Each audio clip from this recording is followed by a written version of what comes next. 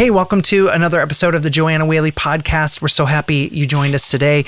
If you're somebody who needs support and you find yourself in a whole world of potentially being rejected by family and friends because of who you are, who you love, who loves you, you can go to patreon.com/Joanna Whaley right now. And for as little as $1.99 a month, I can pretty much become your online pastor. And so many people have done that. That's patreon.com/Joanna Whaley. If you're somebody who's just been betrayed by clergy, you can go to my Patreon right now and have somebody who was a former evangelical pastor like myself walk with you through spiritual questions. Today on the podcast, we're going to be talking about praying it away. Can you pray it all away and be straight? On the other side of the music, we'll get started with that conversation. Here we go. Can't get it out of my head. Can't get it out of my head. I will never be straight, but you say I'll be great if it's out of my head. All right, hello everyone. Welcome back to the show. We have had a while, so if you're somebody who listens to this podcast, you don't ever watch it being recorded live, we're live on TikTok at Joanna Whaley Music. We're live on Facebook and YouTube. Yesterday, on the last episode where we just recorded, we upset the TikTok gods today because we were talking about being queer and Christian. Who would have thought that would be such a difficult topic, and we got restricted and all this stuff, but I'm so happy you joined us on our new live feeds. We're going to be talking about some really tough stuff today. I want to bring you back to, it's like 2020, 2021, middle of the COVID pandemic, and we had Netflix, and that was the only way we really got through that 2 years, honestly, and me and my partner at the time, me and my ex-wife at the time, every night we would get the kids to bed, and we had one kid, it was an infant sleeping in our room. So we always had to watch a TV show on our phone with headphones. We're joint headphone, you just have one person has one ear, the other person has the other. And we would work through, and we would just watch TV shows at night. And so here we are, I'm in the closet. And at the time I was going through conversion therapy. If you're not familiar with what conversion therapy is a Christian approach to correcting your gender identity or orientation to who you love. I'm trying to be careful with my words today because of these live algorithms, but we would watch these shows every night, and there was this one TV show that we loved to watch all the time, and if you remember, it's David Letterman's My Next Guest. It's my next guest needs no introduction. And there was one episode where Ellen DeGeneres got on there. Dory. If you ever listen to Finding Nemo, she's the voice of Dory. If you don't know who Ellen DeGeneres is, but we were watching it, and we're watching Barack Obama, we're watching Jay-Z, all these awesome people, and then Ellen DeGeneres comes on. Now, let me paint the picture. I am a closeted trans person. My partner at the time knows about it, isn't approving of it, and I'm going through conversion therapy. And here comes Ellen DeGeneres with her awesome vibes, now that I'm out and proud. Ellen has some awesome vibes on that interview. And here comes Ellen, and David Letterman just starts asking her about when she knew that she was gay. And I'm sitting there with the headphone and the wire reaching over to my partner on the other side of the bed. And I'm sitting there going, I'm starting to sweat. The sweat is starting to roll down my face because I could feel the intense judgment coming my way. And I was getting really scared to even look to the other side of the bed. And I just remember feeling really uncomfortable in that moment. And she went to sleep. And as was custom, I kept watching I would continue to watch things. I would continue to watch other TV shows. And every once in a while, my ex would like open her eyes and make sure I'm not watching something I shouldn't be or whatever. But I'm scrolling Netflix on my phone, and I come across this documentary called Pray Away. And so me being currently going through conversion therapy, or at the time was going through conversion therapy, this really struck me, this pray it away idea. So I click it and I start watching it, and I start angling the phone. I start angling the phone so that only I can see it. Thankfully, my spouse at the time didn't wake up in the middle of it. I don't know what I would have said, what I would have done. But I'm watching this, and as I'm watching it in bed late at night, there's tears rolling down my eyes because I'm watching my own story play out on this documentary. I'm watching how my faith was used for so many years, for 15 years to be exact, to keep me in the closet. And I was watching the pain of people being told to pray it away. And when I watched this documentary, I started to ask questions about why I was subjecting myself to this and why I was putting myself through this. Why did I feel like my transness was a problem for God? And of course, as it always does, the narrative came across that liberal media, the Netflix media had got me, had turned me trans, had lured me away from the truth of Jesus. As some people put in the comments, you chose Satan. But the reality is that I was seeing the very freedom I preached about each and every week, because at the time I was a pastor in a big church. I was watching my very soul drain from my body each and every day. See, we're told in religious communities that we are to suffer until the day we die. And if we want to enter the kingdom of heaven, we need to do what Luke 9 says. What does Luke 9 say? Trans people don't ever talk about scripture. Progressive Christians don't quote the Bible. Well, here's one for you. Luke 9:23, right? Says, "Then he said to them all," this is Jesus, "If you wish to come after me, let them deny themselves and take up their cross daily and follow me." Well, if you're a queer person watching or listening right now, you know that this passage of scripture is used against us in so many ways. I mean, at every turn, we are told that we chose sin, and we just needed to take up our cross and follow Jesus.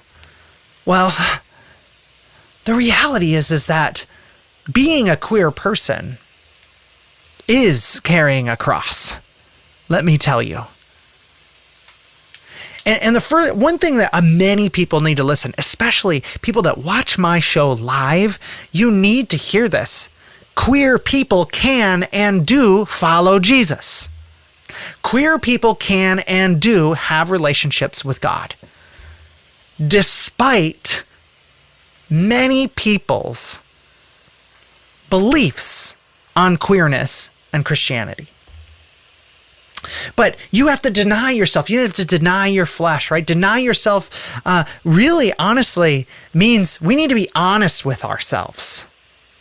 There are entire libraries in our world written about queer people who want faith, but you might find those books on the banned book list. Just this year, 2024, 4,000 books have been banned in America in 1 year, mostly targeting minority and queer voices.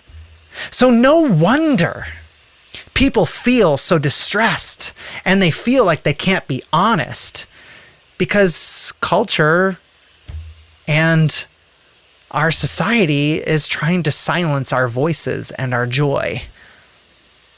It's It's an awful thing to walk through.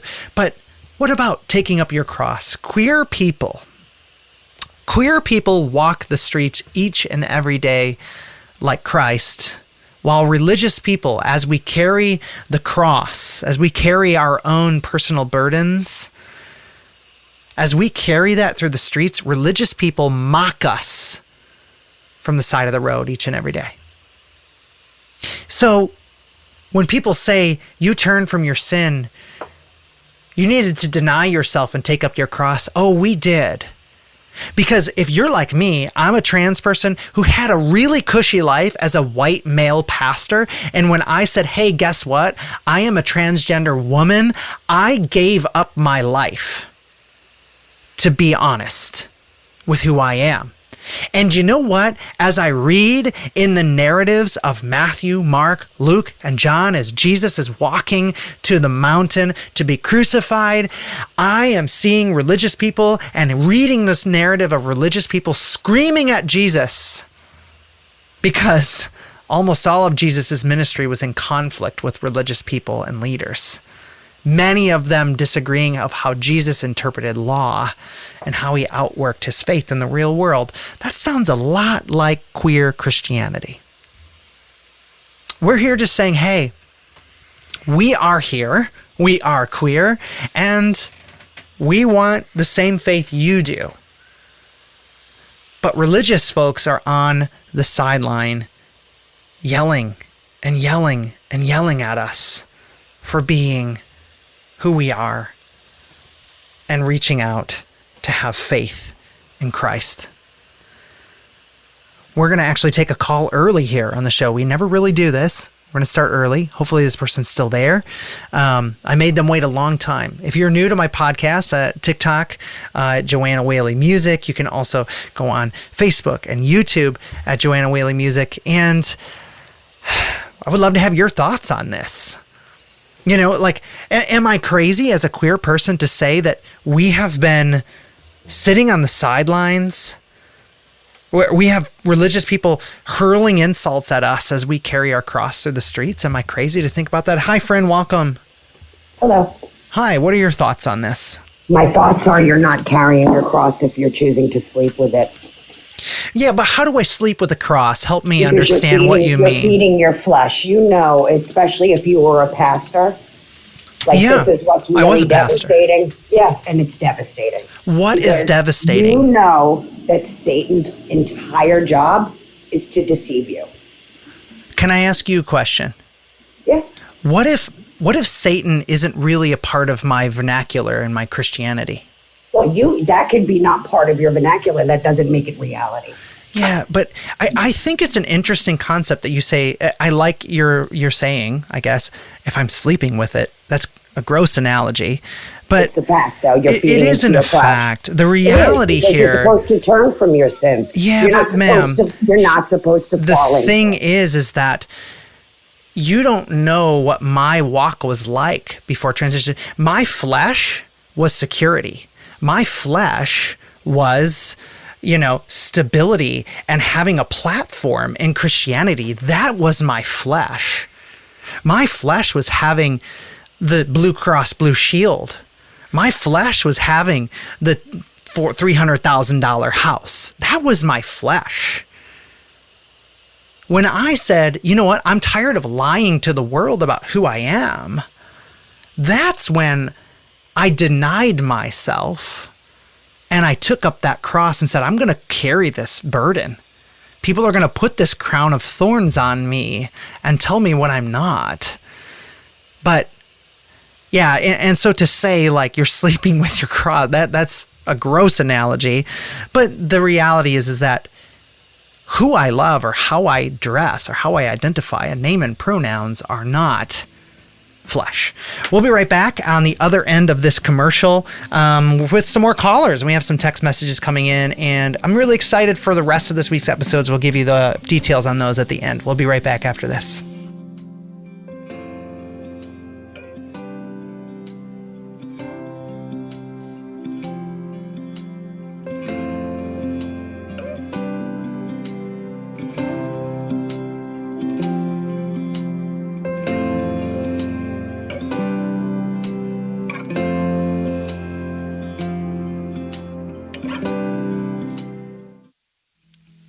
Hey friends, it seems like everyone and their mom has a podcast these days, and everyone and their mom wants you to join their Patreon. So why on earth would you join my Patreon? Here's why.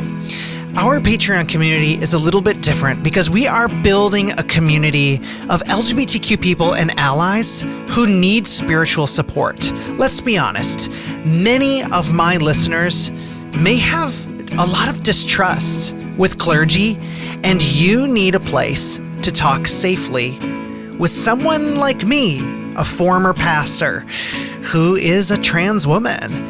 And we can really dive into some of the nitty-gritty of your experience. Go to patreon.com/Joanna Whaley and join a whole community of people right now. That's patreon.com/Joanna Whaley. We would love to see you there.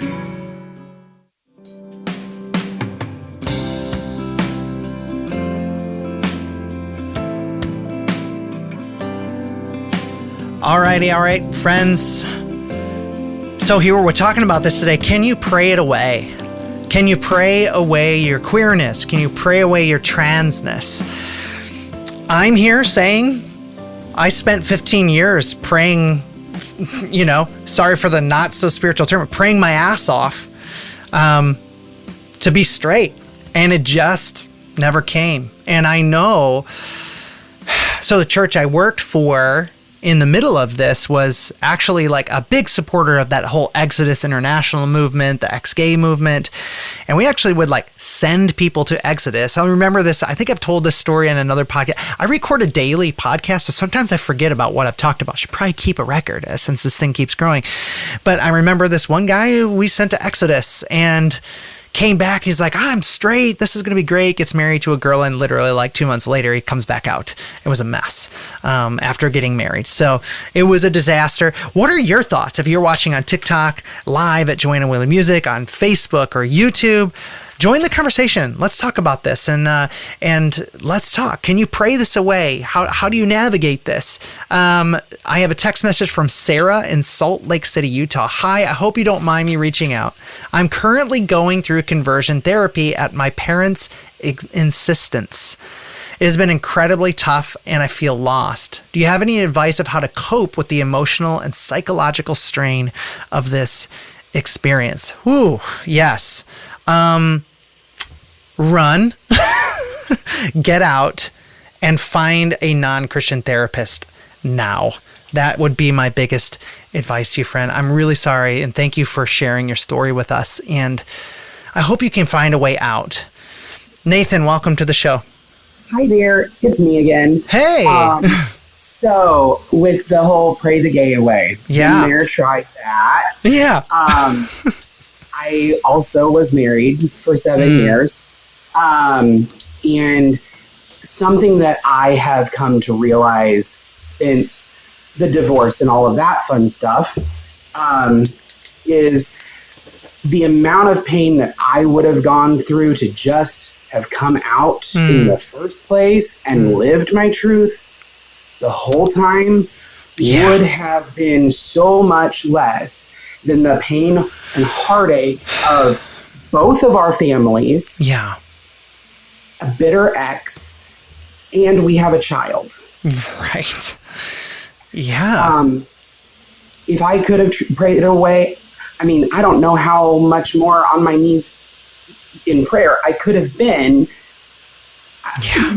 There's not a praying against God's creation. Yeah, exactly. And I think, Nathan, like is that the proper name? Is it just your username? Yeah, Nathaniel, okay. Nathan. Okay. Nate, anything but late for dinner. Right. I think one of the hardest things is that like we're often, and you just see the comments here, right? Sometimes you see the comments on our lives at Joanna Whaley Music on TikTok. We get people who say like, well, you just didn't ever have faith. I don't know. Like, I was very much a devoted Christian. Right? And still am. When I said I do, I knew what I was saying. Exactly. And I knew in that moment what I was giving up, which is the ability to live truth. Right. So, right. yeah. Yeah. Well, Nathan, thank you for calling in. I'm going to get to some other calls, but I will say this about that is Nathan made a great point. If in our Christianity, we could find a way to allow queer people to exist, we could actually save a lot of people pain and heartache. Because when our queerness is sometimes, because it's suppressed in our Christian narrative, sometimes when it's suppressed in the Christian narratives, we oftentimes can harm people that we love in that process. And that is really difficult to navigate. Being queer and understanding that maybe you're LGBTQ after 20 years of marriage, I mean, you have a lot of stuff there that you have to work through at that point. And so it's just such a challenge to navigate those realities when you are, especially when you come to figure it out later in life. I was married for 8 years before I really had the language and understood, holy shit, I'm trans and I have to deal with this. I really wish that I had really dealt with that earlier in life or had the space in my theology to actually like figure myself out. I have a text message from Liam in Birmingham, Alabama. Ooh, it's a tough place to be queer. Hello. I really need some advice. My family has enrolled me in conversion therapy. Oh, I'm struggling to keep my sense of self intact. How do you manage to navigate such challenging situations without losing sight of who you are? This is hard, and I'm assuming this is probably like a minor, which I don't have a problem answering a text message from a minor on the show, but it's hard when your family is enrolling you. And I don't know, I'd have to research what the rules are. There's a lot of states that it's illegal to have conversion therapy, but unfortunately, many states, almost in every 50 states, all 50 states in the US, it's probably still happening. It's just using a different name. If you hear names like reparative therapy, or you hear things like biblical counseling when it comes to your gender or sexuality, that is a red flag. This is hard because you are in a family. Now, I would say, if you're being forced to go through something like this, and you are in a state where it is illegal, if you're in school, I would tell a school counselor. I would tell someone who's responsible for reporting that activity because it is illegal. And if you're in a place where it isn't illegal, as I say, Alabama, it might not be illegal, because isn't Alabama the state that just implemented the 10 Commandments thing? Am I wrong on that? You know, we have terrible education in the state, but we're going to put the 10 Commandments up. It's great. But what I'm saying is that this is a challenge. So I would say, without losing sight of who you are, it's Louisiana. Thank you, Benjamin. If you're in a place where you can't get out of the counseling, I would highly recommend turning on the safe search on your computer and learning coping techniques, and also reach out to me personally. I can help you. Listen, I can help you get through conversion therapy without losing yourself. It's hard to do, and there's just certain things that the therapist wants to hear. At this point, if you're not able to get out of it, you've got to figure out how to get out of it by getting victory, big quotes, over your sin. I mean, it's a reality. Some people just can't get out of it, and there's really no way around it. I'd love to have a conversation with you. If you're listening live at Joanna Whaley Music on TikTok or your Facebook or YouTube, call in. I would love to have a chat with you and ask some and just hear about your thoughts. And what are your thoughts on this? Can you pray it away? Is this something that we just should have prayed harder about? Is this if you're a queer person and you tried to pray it away, I want to hear from you. I've talked a lot about conversion therapy on this show. but I want to talk specifically, like sometimes people are just like taking the conversion therapy narrative out of it. A lot of people just say like, well, you just were never a Christian in the first place. And as I was telling Nathan earlier, it's just like, that's just not true. Like me and many other people were like very devoted followers of Jesus. Like, so just to say that we didn't like ever have that love of Jesus in the first place is just unfair. Noah from Phoenix, Arizona asked, hi there, I could use some guidance. I'm currently in reparative therapy and it's taking a serious toll on my well-being. How did you find ways to stay strong and protect your mental health while going through something similar? I said this to the last texter, and that last person said, like, how do you just like cope through it? I started to learn if it was inevitable that I wasn't going to get out of this therapy, that I was going to present victory to my therapist to get out of it because it's so damaging, because I had been through it for 15 years. So like, I learned and I knew as a pastor what to say. I knew how to like show victory because I had been doing it my whole life, right? I had been presenting this facade of like, hey, look at me, I've got my shit together. So I started presenting that in conversion therapy. Now, please don't do that if you're in like good sound therapy. Bad advice. That's bad advice if you are in like good non-Christian therapy.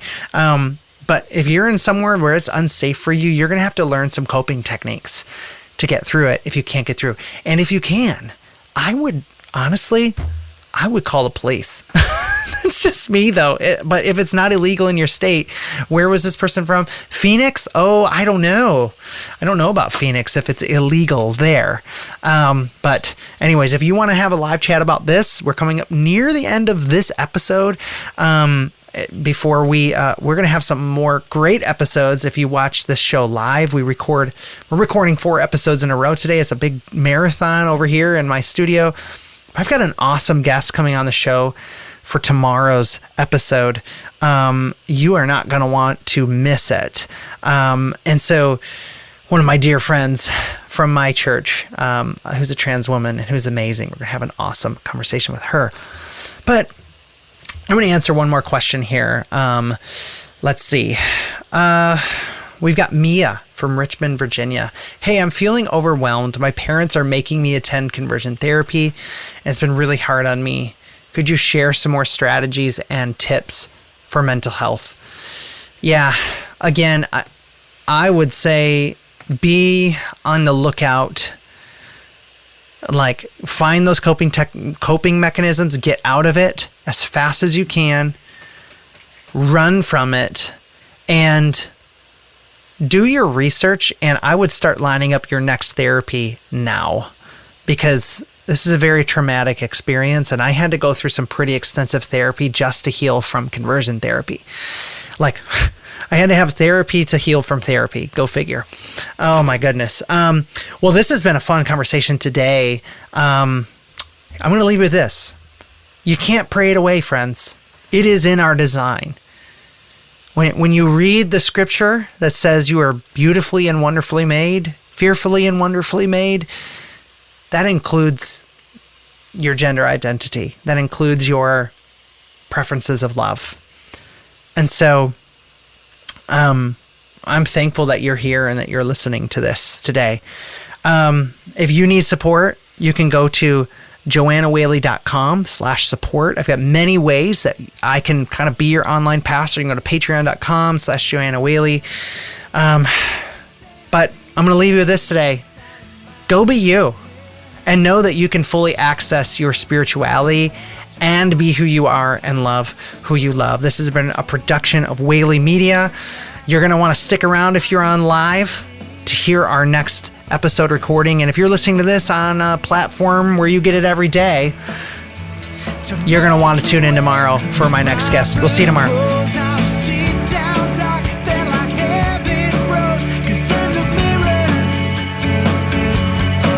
I hate it all, but I can see, can't get it out of my